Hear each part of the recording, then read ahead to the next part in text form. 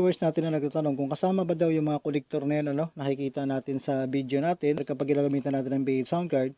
So hindi siya kasama idol sa B8 sound card natin, Ang kasama lang dito kapag bumili tayo ng B8 sound card, itong mga kolektor na 3.5. Ayan. So dalawa ito. Dulo-dulo 3.5 ang kanyang kasama na konektor dito. Ito lang.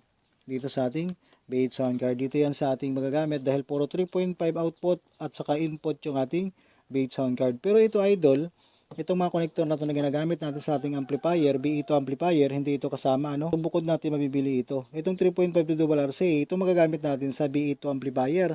Tapos ito naman, kapag equalizer ang paggagamitan natin, direct na sa ating source, B8 to equalizer, itong magagamit natin 3.5 to XLR male.